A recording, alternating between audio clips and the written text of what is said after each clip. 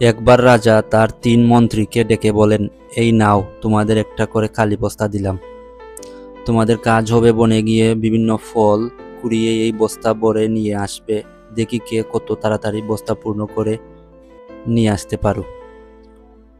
প্রথম মন্ত্রী চিন্তা করল, রাজা বলেছেন তাই ভালোভাবে ফল কুড়িয়ে বস্তা পূরণ করি এবং সেই মতো জঙ্গলে বালু ফল কুড়িয়ে বস্তা ভরে ফিরে আসলো। দ্বিতীয় মন্ত্রী চিন্তা করল, রাজা তো সব ফল দেখবেন না, তাই হাবিজাবি পচা ফল দিয়ে সে নিচের দিকে পূর্ণ করে আর উপরের দিকে শুধু কিছু ভালো ফল দিয়ে বস্তা পূর্ণ করলো এবং ফিরে আসলো। তৃতীয় মন্ত্রী চিন্তা করল, রাজার এত সময় কোথায় বস্তা খুলে খুলে দেখবে, সে তো দেখবে বস্তা পূর্ণ হয়েছে কিনা। জঙ্গলে মরা পাতা, ঘাস, কাঠ ইত্যাদি দিয়ে বস্তা পূর্ণ করে নিয়ে আসলো।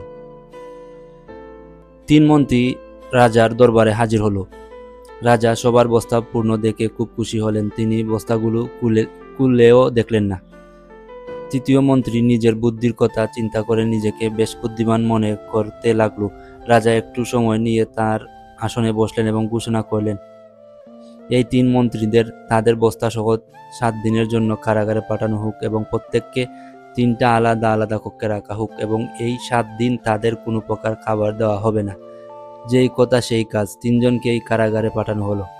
প্রথম মন্ত্রী এই 7 দিন তার বস্তার ফলগুলোকে কাটিয়ে দিলেন। দ্বিতীয় মন্ত্রী তার যত ভালো ফল ছিল 2 দিন খেতে পারল, বাকি দিন পচা ফল খেয়ে কাটানোর চেষ্টা করলো, কিন্তু তিনি অসুস্থ হয়ে পড়লেন। তৃতীয় মন্ত্রীর বস্তা কোনো ফল ছিল না, তাই তিনি না খেতে পেরে কারাগারেই মারা গেলেন।